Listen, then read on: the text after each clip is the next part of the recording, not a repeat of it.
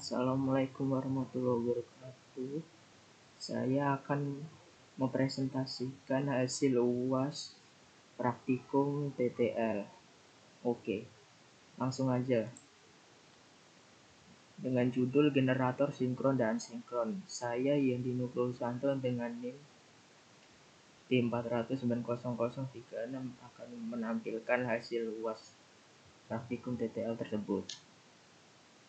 Selanjutnya, di sini ada generator sinkron, yaitu ada 6 step.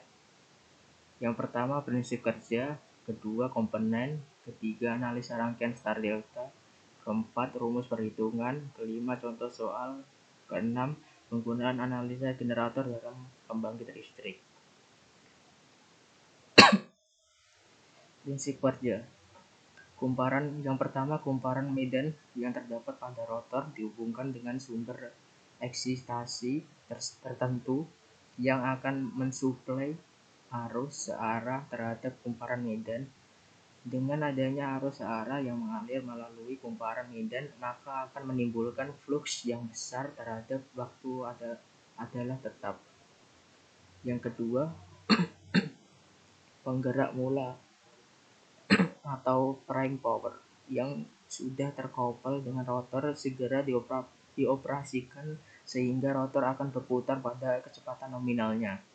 Yang ketiga, perputaran rotor tersebut sekaligus akan memutar medan magnet yang dihasilkan oleh kumparan medan.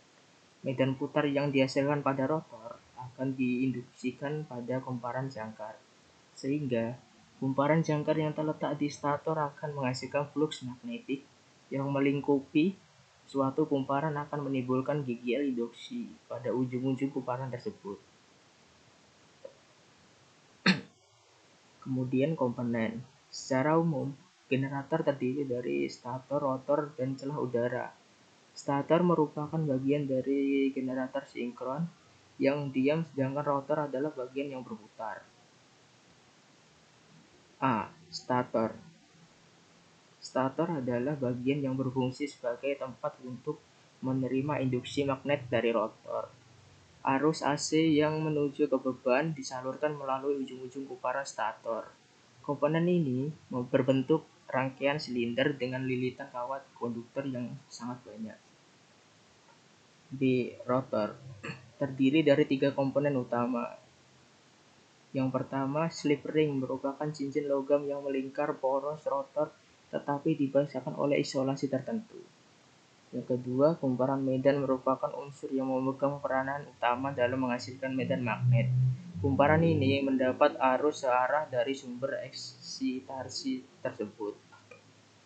Yang ketiga, poros rotor merupakan tempat meletakkan kumparan medan di mana pada poros rotor tersebut telah terbentuk slot-slot secara paralel terhadap poros rotor. C. Celah udara merupakan sebuah ruang antara stator dan rotor. Selanjutnya, analisa rangkaian star delta. Besarnya tegangan terminal per fasa pada alternator yang diterapkan tergantung dari bentuk hubungan kumparan alternator yang digunakan pada gambar 1.34. Ini gambarnya. Tegangan terminal per fasa yang dilambangkan dengan V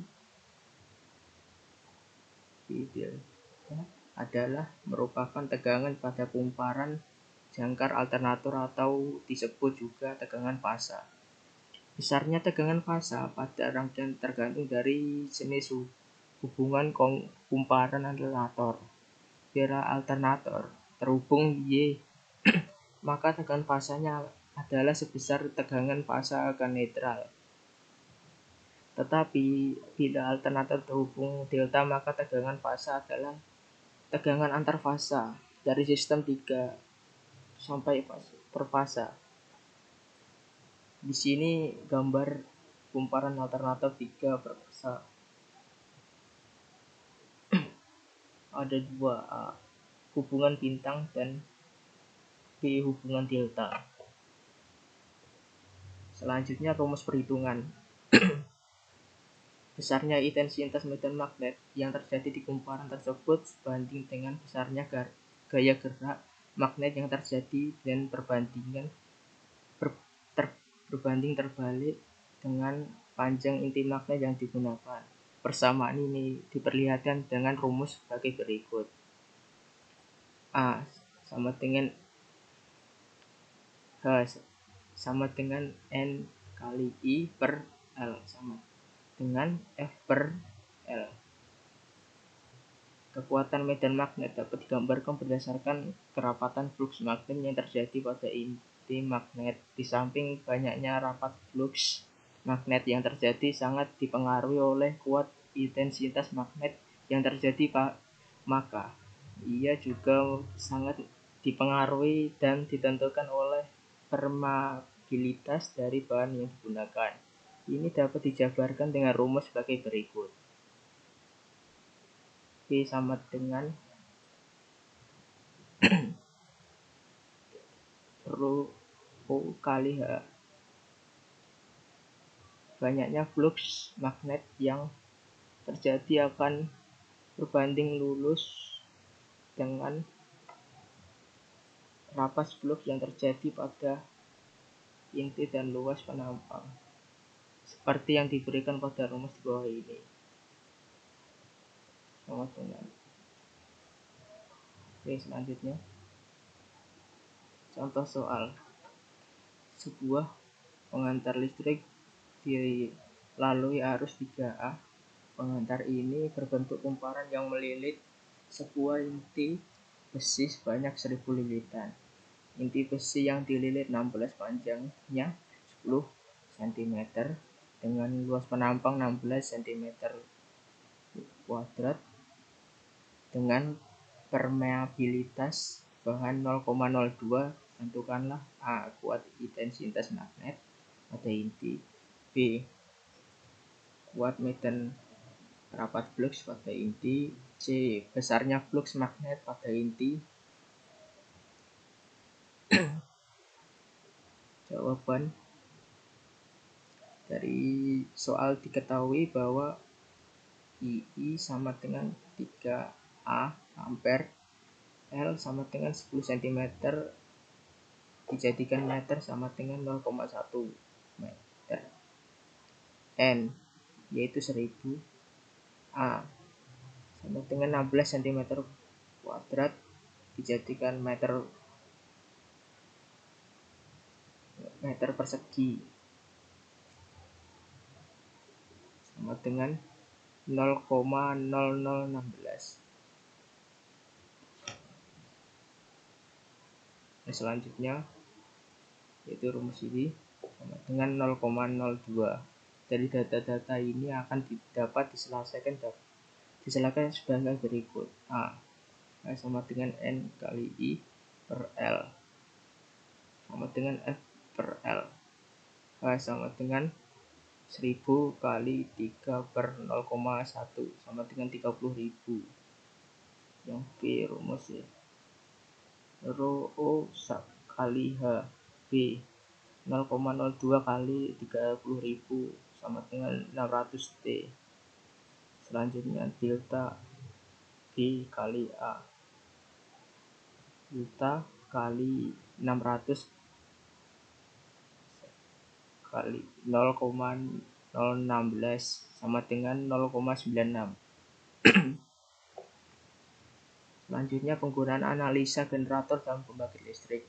Pada PLTA, generator digerakkan oleh tenaga air. Air ini ditampung pada sebuah dam dan dialirkan melalui pipa ke turbin generator untuk memutar turbin tersebut, sehingga rotor generator berputar. Akibat perputaran rotor pada generator ini, maka timbul tegangan pada kumparan jangkar generator. Pada PLTU, generator digerakkan dengan tenaga uap yang dipanaskan dengan bahan bakar batu bara. Uap air yang dihasilkan dialirkan dengan tekanan 8 yang tinggi untuk memutar turbin generator. Sekarang pada PLTN, reaksi nuklir yang terjadi pada PLTN dikontrol oleh bahan moderator air biasa, air berat, atau air grafit sehingga proses pelepasan energi karena reaksi nuklir dapat dikendalikan. Uap air bertekanan tinggi yang dihasilkan karena proses pemanasan yang ini dialirkan untuk memutar turbin generator. Karena energi yang dihasilkan oleh reaksi nuklir ini sangat besar, maka pada PLTN ini dapat digunakan generator berkapasitas besar untuk membangkitkan energi listrik. Pada pembangkit listrik tenaga angin, kincir angin dihubungkan ke turbin generator. Ketika kincir berputar di tiup angin, turbin juga ikut berputar dan menggerakkan rotor generator sehingga menghasilkan energi listrik pada kumparan jangkar generator. Berikut inilah gambarnya. Gambar pembangkit listrik. Oke, selanjutnya generator asinkron. Prinsip kerja generator asinkron. Generator adalah kebalikan dari pada saat mesin induksi bekerja sebagai motor. Ketika mesin bekerja sebagai motor, kumparan stator diberi tegangan 3 fasa sehingga akan timbul medan putar dengan kecepatan sinkron. Namun jika motor berfungsi generator, pada rotor motor diputar oleh sumber penggerak dengan kecepatan lebih besar daripada kecepatan sinkronnya. Bila suatu konduktor yang berputar di dalam medan magnet, kumparan stator akan membangkitkan tegangan.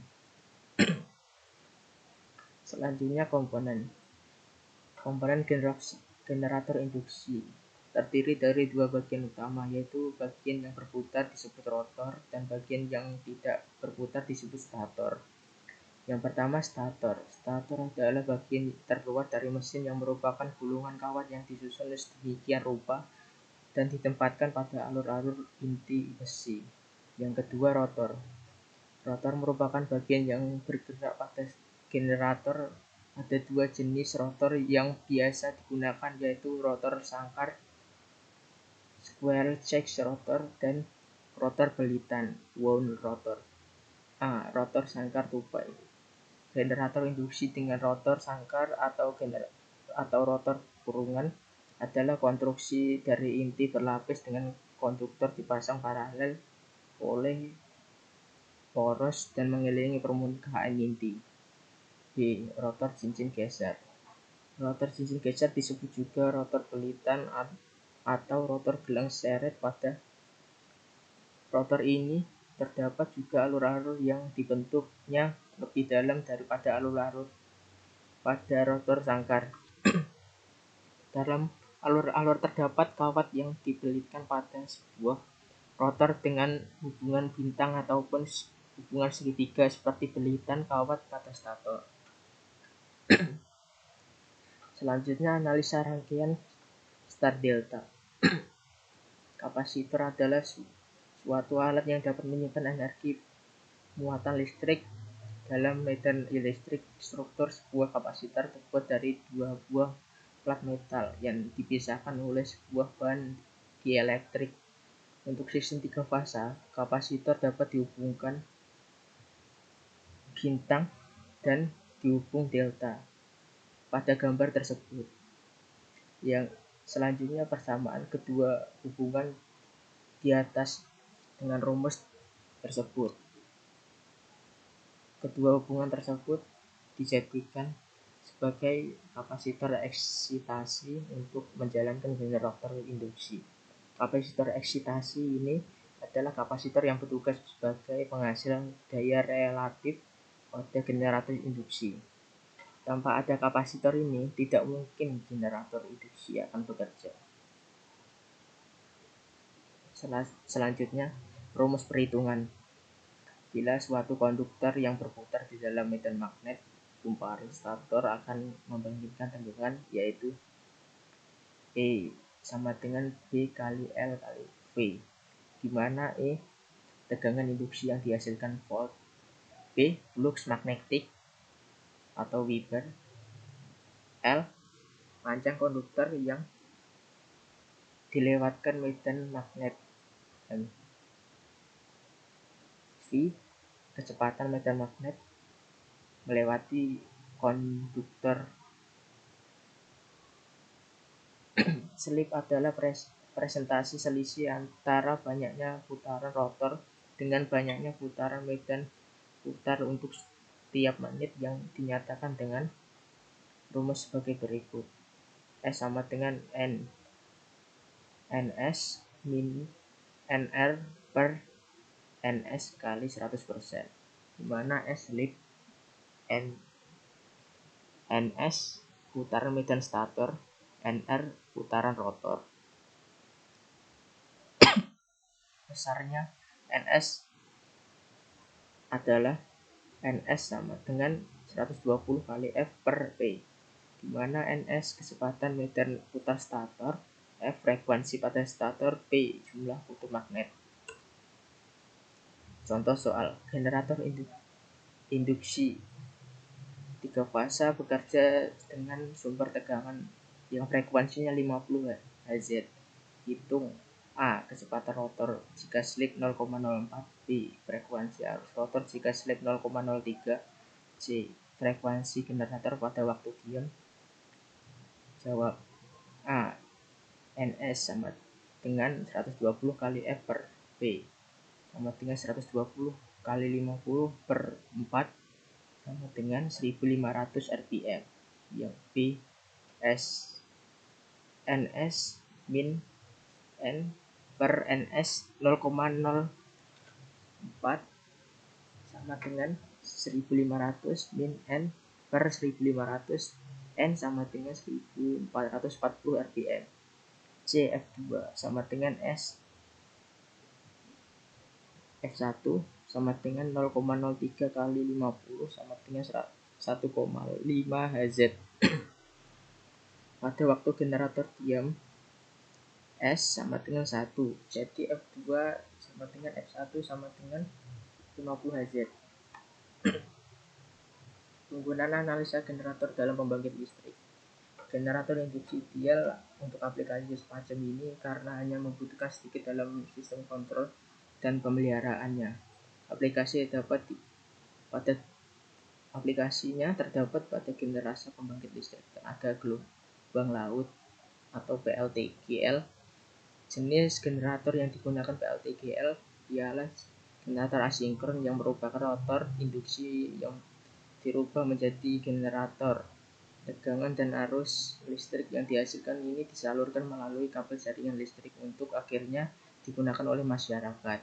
Tegangan dan arus listrik yang dihasilkan oleh generator ini merupakan berupa AC. Yang kedua, aplikasi generator induksi pada pembangkit listrik tenaga angin. Penggunaan generator induksi pada sistem pembangkit tenaga angin, di mana mesin atau kincir angin yang memutar generator tidak mengharuskan pada kecepatan sinkronnya. Dengan demikian, jika daya yang dibangkitkan tidak mensyaratkan frekuensi dan tegangan tetap, maka generator yang dioperasikan stand-alone atau terisolasi terlepas dari saluran publik. Jenis beban yang dapat dilayani oleh generator induksi ini diantaranya adalah mesin, pompa air, kipas angin, atau pemanas. Sekian dari presentasi UAS Praktikum TTL. Wassalamualaikum warahmatullahi wabarakatuh.